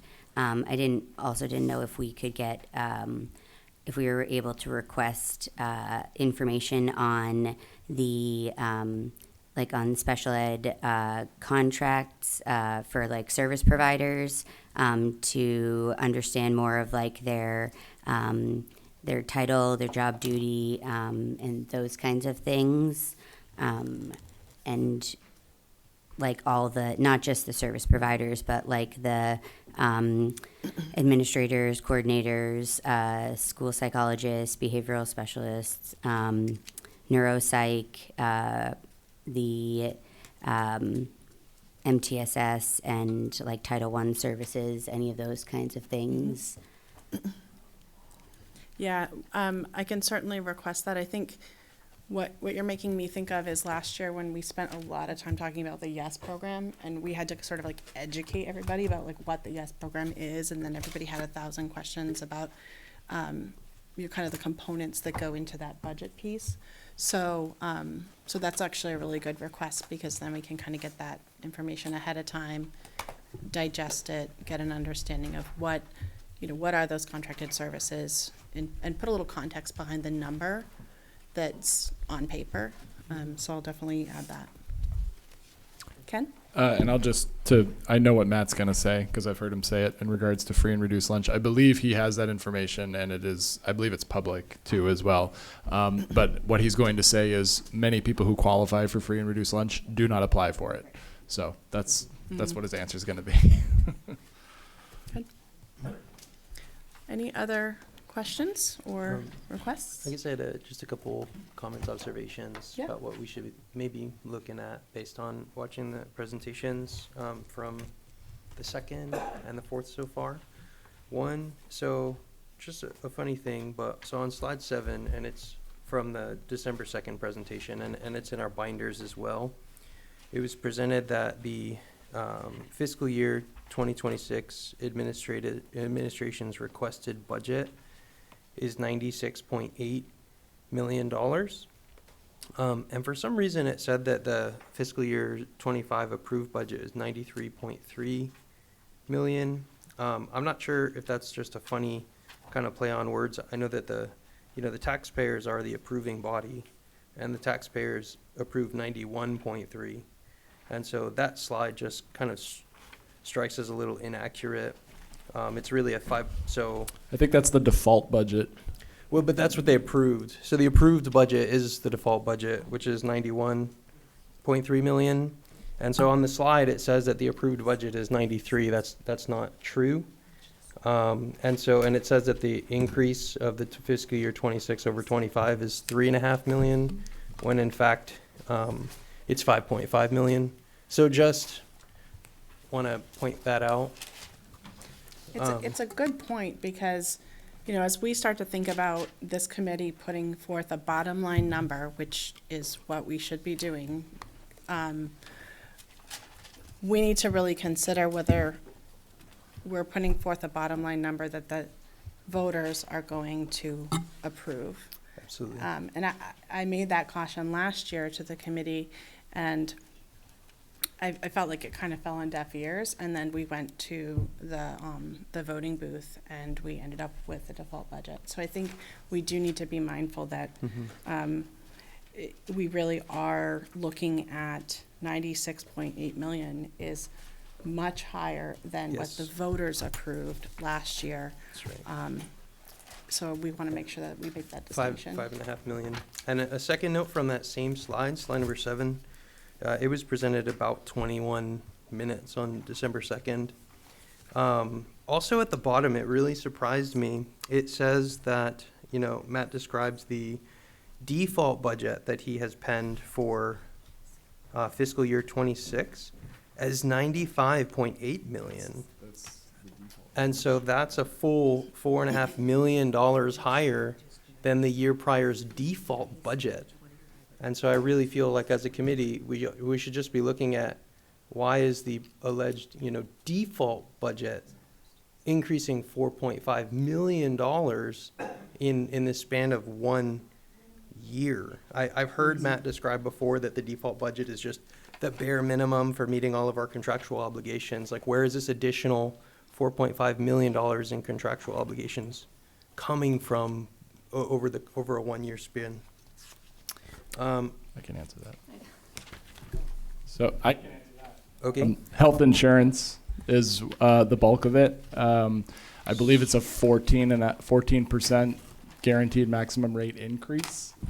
So that's going to be the vast majority of that increase for the contractual obligation. So looking at that, so for example, on slide 22, it has the health insurance 10-year trend. And so again, if people who don't have the slides, and this is from the December 2nd presentation. So looking at actual spend history, which we have, between 2018, fiscal year 2018, and fiscal year 2022, which is the last completed year, the total change over that 5-year span in actual expended health insurance looks like 0.9 million. So over 5 years, it went from 10.8 million in spending to 11.7 in spending. So I don't think that over that 5-year span, that increase is the major driver. So I just think it warrants more inspection on our part, is my point. I do know that we had teacher contract and support staff contracts that were approved by the voters in the last 2 years. Yep. And both of those contracts were 3-year contracts, and each of them had a little bit over $1 million in contract value each year. So what is also going into that number is each of those contracts plus health insurance. So there are things, but I think, to your point, we need to understand what those things are and how that breakdown. 100%. As I look at the actual spending trending from 2018 to today, the actual trending numbers don't tend to align with the kind of like pocket go-to rationale behind what is happening with the spending. And I'll point out, again, I had mentioned this before, that as an overall trend line, what you really see, if you look at spending going back to like 2018, 2019, 2021, it was a very flat, stable line. It was 72 million plus or minus, like less than $1 million. And in fact, in 2020, it even went down a little bit. And then from there, fiscal year 2021 until today, year over year, another 5 million in spending and in budgeting has been stacked year over year from 2021 till today. And so I kind of tried to ask Matt last time, hey, like, when did we stop the new trend that started in 2021, that 5 million per year? And I think he said, forgive me if I'm misremembering, that about this year it's going to start coming back down. But again, we see another, $4.5 million increase in his proposed default budget, and I assume potentially more. So, like, what is happening with this runaway trend since 2021? And how do we, quote, flatten the curve to go back to, like, the COVID days, right? Like, we were on a process, and then the process went like this. What is really driving it? And it's not health insurance based on the actual spend numbers. So we really need to be looking at this. So I can answer a lot of those questions.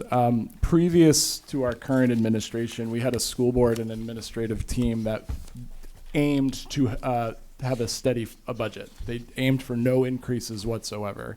And that has historically proven to be an inefficient way to run a school district, because prices increase and contracts increase and health insurance increase and supplies increase and everything increases.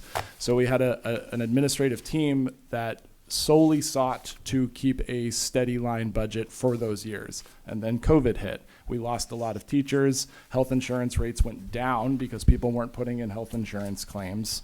And so for about 2 years, we saw a little bit of a dip. We brought in a new administrative team who looks now at investing in education and investing in new curriculum and investing in new programs, investing in their teachers, investing in their support staff. Those are not cheap things to invest in. We're seeing those results already in our scores. So as a result, in order to have a steady budget for 4, 5, 6, 7 years is not an efficient way to move a school district forward. And I'm pretty proud of the fact that we have an administrative team that recognizes that. So Understood that there is a time to invest and a time to save, a time for everything under the sun. But 5 million years of growth per year indefinitely is not sustainable. And so what I would really like to see, because, Matt's the man with the answers, and, you guys kind of have the insider scoop on what it is that you're doing. I'd love a little bit more clarity in terms of, like, what's the trend here? Like, when really, how much longer, how much higher are we going to get to, like, 125 million per year in a couple years? Are we going to go to, like, 150? Like, what's the end game? When do the investments, like, taper? What's that actual multi-year plan? I'd love to get some insight into that, because it's hidden, like when the things in the background that get purchased on the line items, but the line items don't have those names, it's really hard to see what's actually going on. And so I would just love to see that. I think that would be super helpful for understanding how the budget should move. You can ask that. I think what you're asking is, and to even put a number on that would be an irresponsible thing for a business manager to do, especially where we're seeing just in this last couple months, the amount of unfunded mandates we receive from the Department of Education to, we now have to include this, this, and this. Oh, and by the way, the state is not going to pay for that. You have to now include this into your budget. So the amount of unfunded mandates we've received in these 2018 and beyond, and the amount of state funding that we've received from Concord has not changed at all. It's in fact, I think it's increased by maybe $500,000 in the last 20-something years. Those tax burdens are now being shifted to us. So I would echo what Mr. Maurer said and talk to your representatives, because that is not a school district spending issue. That is a representative in Concord issue who are not doing us any favors when it comes to funding our public schools, which is one of their most important jobs. To be clear, though, the number that understood that the state contributes very little. I think, in fact, perhaps New Hampshire is the worst. Is it the worst? We are number 50, yeah. Okay, which is pretty phenomenal place to be, right? But its spending is going up $5 million per year since 2021, and so what's the end game there? Like, what's our investment strategy? When does that taper? I don't think that's an irresponsible question. Rachel? Thanks. So I did just want to hit upon, we talk about 5 million per year, as you keep saying. I don't know if that's the actual number or not, but and I'm sorry because my mic's this way and it's hard to talk to you guys in every direction. The one thing, and I don't know the percentage off the top of my head, Ken, you might know, but the amount of fixed budget that this committee does not control is, I want to say something like 86% or 90%. I mean, it's a huge part, and that's your salaries, that's your health care, that's your right. It's your people that you're paying for to educate and run this district. Those, as Jen mentioned, have contract increases, so there's step increases each year. The cost to run these buildings, is going up. So there's a part of that, and maybe the request, maybe we again need to be mindful of, how much of that is, the increase due to contractual obligations that we cannot control, right? That they're going to increase because the voters passed it, versus, what are just increases that we're seeing outside of that. And again, I think I go back to, and Ken hit upon, I was gonna, bring up that history if you didn't, Ken. Just when you talk about that level funding, I definitely remember a time, and I'm not from Merrimack, but when my kids, got into the district, and I started to get involved in stuff, I always heard about, the games that were played to pass a budget, and I was like, what are they talking about, right? So, but then I kind of like picked up on it, and it was, there was a default budget presented, and the administrative budget was typically lower than that default budget. And so once that new administration came on, and I'll say under that time too, right, that's when we started seeing like, kids were getting all different types of education. They were hitting all different types of reading programs and math programs, and different, there was just, you could go to one school, especially at the elementary level, and not get the same, program or instruction. And so I think this administration did a really good job of bringing it together and investing, and at least making sure that kids are getting the same access to the same types of materials and education. So I think we just need to be mindful, again, just to go back to when we talk about increases year over year, maybe we talk about it and, what's actually, stuff we can't do anything about because it's contractual versus, just increases because there's new expenditures that will be coming in. 100% agree, and I think we should be looking at that. I don't bring these things up because I think there's terrible people doing terrible things, but because I think there are responsible places for us to be looking. I can see, based on 5-year spending trends that like New Hampshire retirement for professional staff and the health all totaled, 3.1 million increase over a 5-year span from 2018 to 2023. So like that doesn't equate to all of that. Where is that money coming from? And I wonder too, when I see, for example, with the curriculum elements, an interesting thing that I've seen all over the place is that more and more businesses moving to software as a service type business models, or those subscription-based models, specifically because they can extract more money from the customers.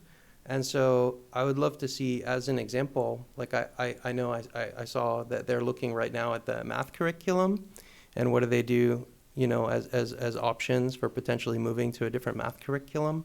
I'd love to see like, well, what's the rack and stack of the different options that are on the table and what their cost models are.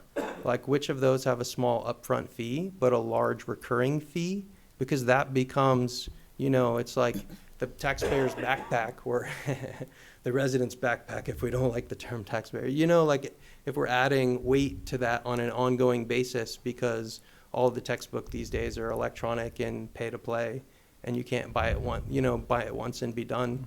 It just something that we should be looking at as we kind of like weigh the decisions about what is the right direction so that we don't end up in a perpetual state of, putting people who are already struggling like out of Merrimack. That's all. Brian?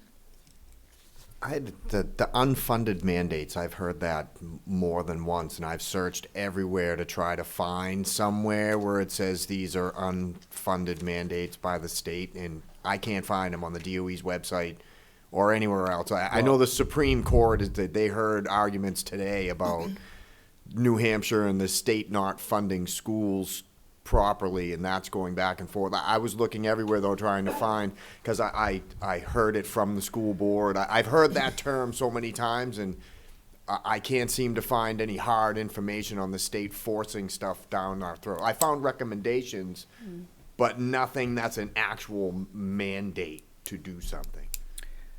Just a curiosity thing. So, Ken? I would Google Department of Education special ed funding just a month ago when Commissioner Edelblut said that there will be a deficit in special education funding that will be shifted to the local taxpayer. So I did That's a mandate. send that article out to the committee. I think everybody's had an opportunity to see that. But I'm going to summarize this real quick. I think this has been really great discussion, and it's given us an opportunity to kind of hone in on some areas that we as a committee need to understand better. And so when I think about like having the administration come and like do a presentation for us, I've already seen what they presented to the school board. Now I want to ask questions about what are the unfunded mandates and how what is the dollar amount, for that portion. What are the other things that may play into that, $5 million difference or that $3 million difference? I think we're at a point now where we're starting to ask questions that we need more information on, but it's different information than what was presented to the school board. And this is the type of information that I want to make sure we're asking for, so that when they come to our meetings to give their presentations, they're giving out the information that we need to know to look at this from a prudent fiscal responsibility lens instead of from it's a different lens than what the school board looks from.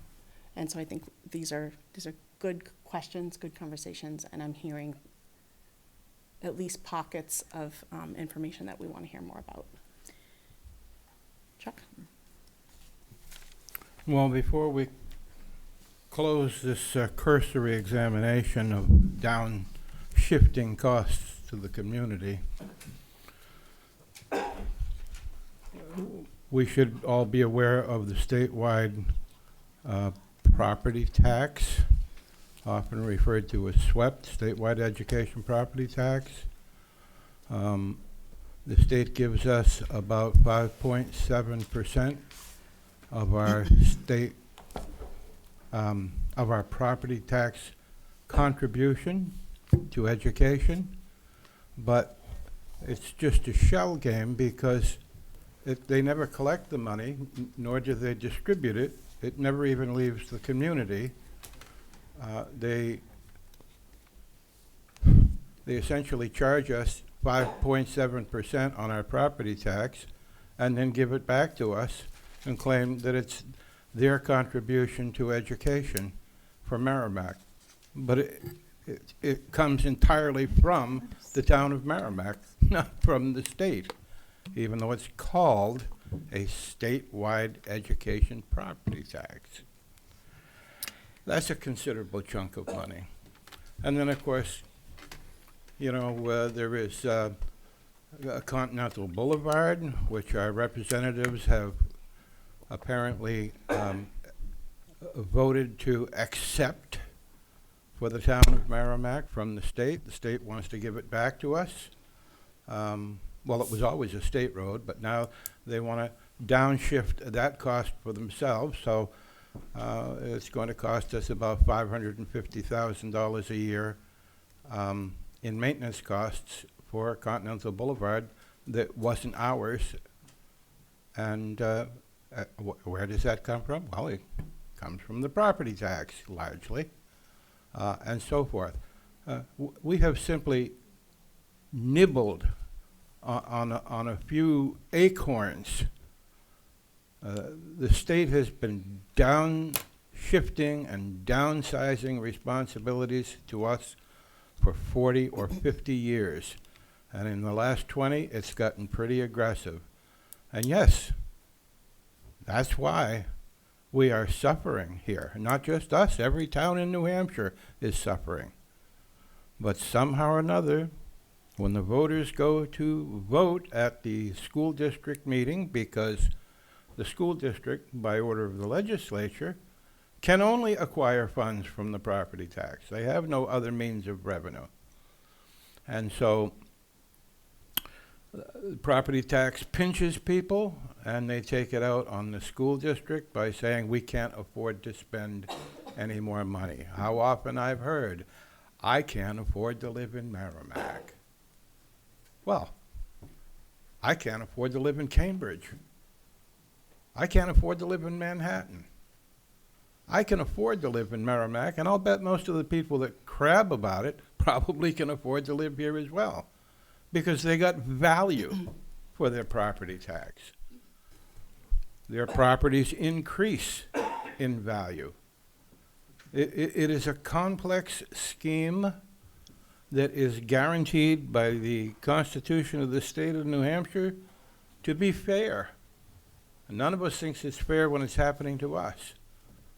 As in most recently, the industrial and commercial tax rate by complicated equalization formulas dropped a little, and the residential portion had to take that up. And that makes it look like the biggest spender of property taxes, the school district, is spending too much money. Otherwise, why did my property taxes go up?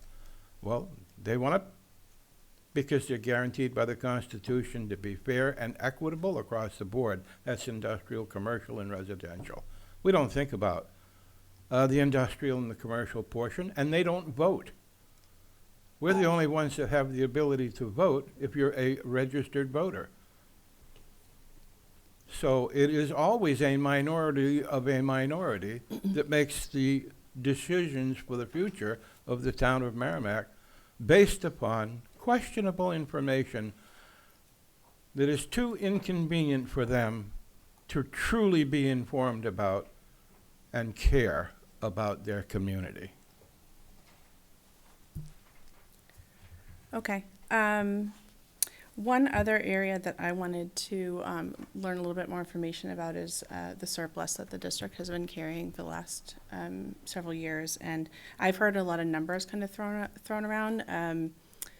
6 point something last year, and I think Matt said he was going to try to hold it to 3.2 or something this year. So that's another area that I would like to explore and get a better understanding of. So I'm just throwing that one out there as well. I don't think that this committee is going to be able to solve all of the problems, but I think it is still our purpose and responsibility to put forth a bottom line budget number that is, prudent, and we want to make sure that whatever we're putting forth is something that can get passed by the voters. So we'll continue to have these discussions, I think, over the next, several weeks, but keeping that in mind that regardless of what's happening at the state level, I don't want us to get too wrapped up in those discussions, because I really want us to be doing the good work that we're supposed to be doing here. Chuck? I couldn't agree more. I believe the Budget Committee has always strived to make the most prudent recommendation it can. And the question arose because of perceived deltas in the surplus that was available to return to reduce taxes. Mind you, the school district is required to have a bottom line responsibility for its operation. And so you can't overspend your budget. It's against the law to overspend your approved budget by the voters. Now, come on. We're talking about a $95 million municipal corporation with a very large workforce, the second largest in Merrimack, if not the first largest. It is no easy feat to wind up at the end of the year with a surplus. And yet you are required to. You are in trouble if you do not. The Department of Revenue Administration will take you apart, and you will have to go for a supplemental requisition of funds. Not an easy thing to do. Go to court, blah, blah, blah. So yeah, we don't overspend our budget. The budget is the budget. That's it. And it is a budget, not a contract. It's a budget. And prudently, we like to make sure that we have enough money to meet those needs and some of the contingency needs, like an unanticipated judgment, where we have to go to, our budget and pull out money for something we didn't anticipate or expect but had to undertake by law. And so there are various reasons in the ebb and flow of the school district that surpluses at times have been $6 or $7 million. I think that's a good thing myself, because whether it's 6, 7, 8, 10, or 2, it all goes back to reduce taxes in the town of Merrimack. We never overspend our budget. And a $3 million surplus, I think, represents an extremely prudent management of affairs over the year. A corporation this large, it would be easy to spend right down to the bottom dollar. And in some cases, we've had school districts that have overspent, and they've suffered mightily for it. So the $3 million surplus, $4 million surplus, even a $5 million surplus represents fiscal management and accountability, and is an appropriate figure not only for the school district to function by, but by all of the auditing firms and other institutions that take a look at the school district operations and make sure that they are sufficiently stable, our bond ratings, all of those things. And of course, the annual audit to the Department of Revenue Administration. It's a perfectly normal thing to have a surplus like that, and it's a manifestation of responsible fiscal management in the district. Marie? Yeah, I just wanted to ask a quick question. As we're going through these budget books, I'm sorry. As we're going through these budget books, and I started just looking at it, and I figured out a lot about the codes and everything. But I'm wondering, is there somewhere like a master key of what these numbers refer to?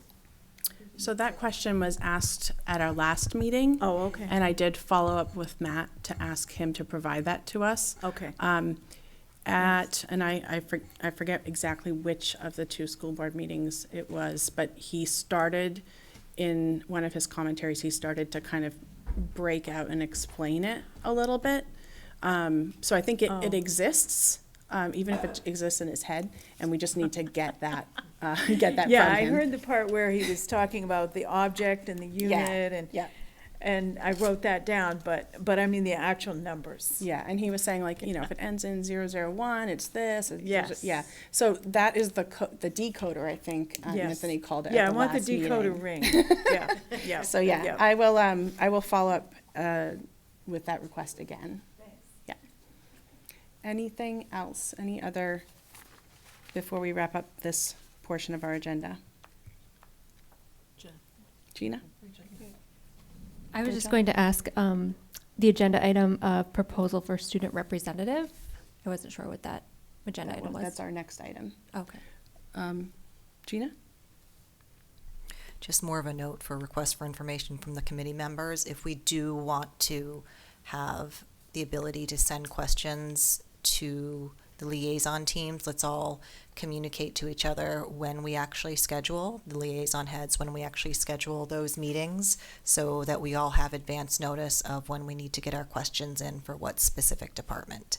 So the best way for us to do that is you will set that scheduled meeting date, time, and location, and then you will send that to Pat, CC me, and then we can make sure that we collaborate, and I can push that information back out to the committee.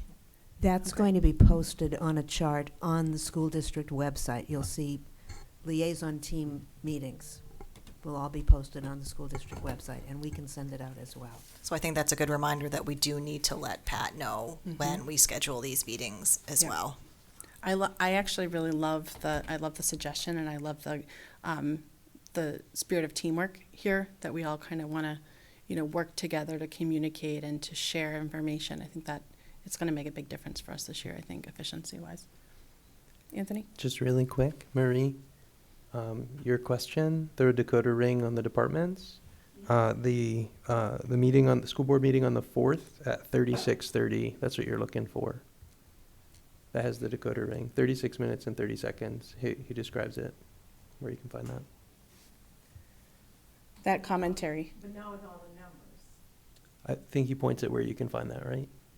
He started down the path of it. I don't know that he got to every single department or line item, but take a look, and we can still submit the request. December 12th at 36:30. I'm sorry, December 4th. Yep. I am like in the future, guys. I'm like the 13th, the 12th. Let's just keep going. So speaking of the future, we are at 9:07. We have one, what I think is a small agenda item left. I would like to propose that we move forward and kind of kick it off of our plates, rather than put it on another agenda. If the discussion and the conversation is lengthy, I may end the discussion early and then defer it to next time. Okay, but let's see what we can do. Dan, would you like to speak to this since this was your proposal? If you were on this committee last year, as we got to the final pieces of the budget, we had a number of high school students show up to discuss some of the items on the budget. This group, many who have now graduated and gone on to college, were very articulate. Yes, they were emotional, but they also gave us some background information of the very items that we were discussing. It seemed to me that this group would be energized by having a student on the committee, and that a student would learn and be able to move forward in their own careers if we allowed a person on this committee. Now, Pat has pointed out that we may have some difficulty in doing that, but my amendment would be that this committee look into whatever it would take to allow a student representative on the school budget committee. And if there's no discussion, I'll call the amendment. The motion. Yeah, that's a motion. Brian? Would they be a voting member? Would they have a vote in the committee, or they just basically be here for That informational is purposes? one of the questions that's open. Obviously, if the student can't vote, they wouldn't be a voting member of this committee. Yet if they could, they might be a voting member of this committee. Yeah, meaning if they're over 18, if they're a voting Exactly. age already, yes. Yep. So I believe they have to be elected in order to vote, Okay. right? So they Mhm. would not be able to vote. Statutory as well. Representative to the school board is statutorily defined. Right, Mm. There is nothing in the budget committee law that defines a student rep. there it is. So Didn't we already reach our, I feel like we had a discussion, I don't remember if it was this year or last year, but I feel like we've reached the maximum number of committee members as well, if I'm remembering correctly.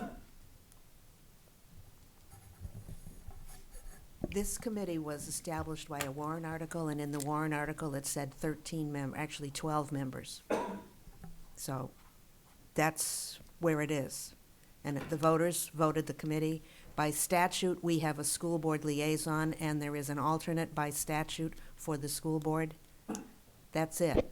And as I just said, the school board has a student member, but that is in statute that they can have a student member, and what the authority and how the student member gets appointed, it's all in the statute.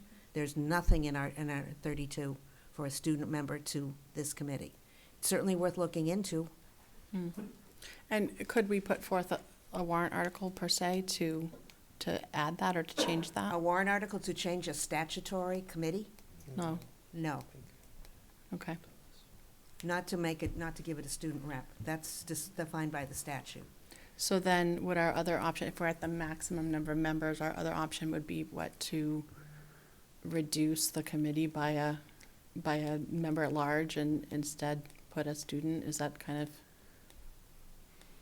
I'm just thinking about like how exactly, even if we wanted to that, how would it happen? A member at large of the committee is defined by, a student can certainly run for this committee if Mhm. they're registered to vote and be on the committee that way, and that has happened, but Mhm. I don't think we can change a statutory committee, but it's worth looking into. Mhm. Dan? My amendment, as stated, was clearly to look into what it would take to put a student on this committee. That's what I wrote. Look into what it would take to get a student member. Is that something that we, as a committee, want to, well, I guess, have you made an official motion? I have. Okay. Did you get a second? Did you get a second? I'll second. Yep. Okay. So we're not voting on whether or not we're going to have one, we're just voting on whether we're going to look into having one. Yes. Okay, let's call the question. Everybody, raise your hand if you would like to vote in favor of this.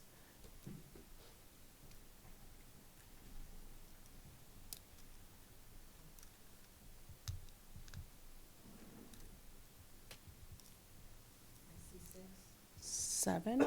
1, 2, 3, 4, 5, 6, 7. It was his motion. Opposed?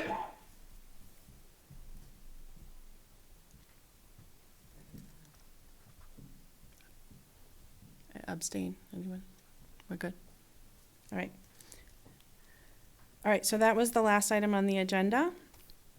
Our next meeting date is January 7th, and that's on our schedule for the administration to present. Next item on the agenda is public participation. I see we do have someone in the audience, but if you'd like to come up, you can state your name and your address for the record. Sure, is this on? No.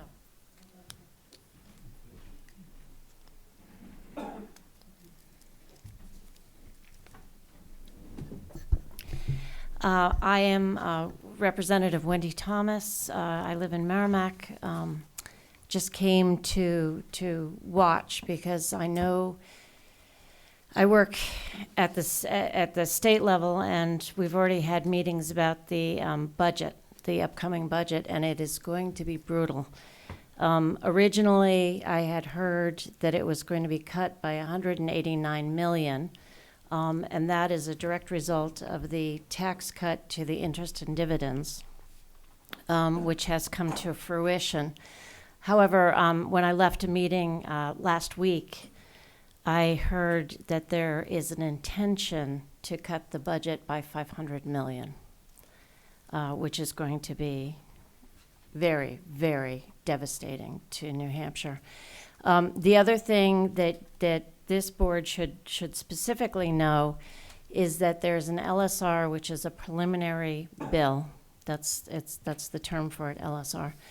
And it is to remove all caps for the school vouchers.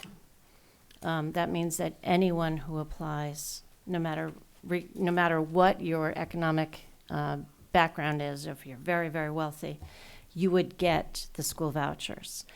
I'm a Democrat. We're not in the majority. There's no way we can hold this back if they want it. And so at our organization day, there was a big kerfluffle when we were covering the ethics rules for the upcoming term.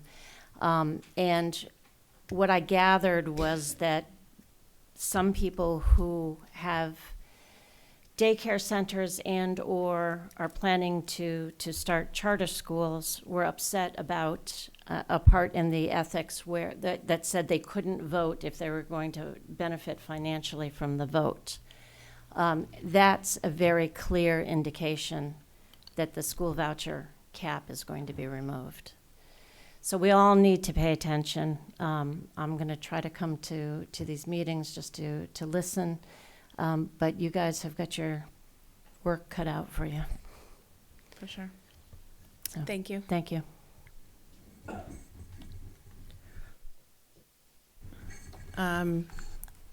Committee comments? I was going to make a motion to adjourn.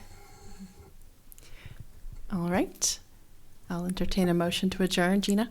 Motion to adjourn? Seconded by Dan.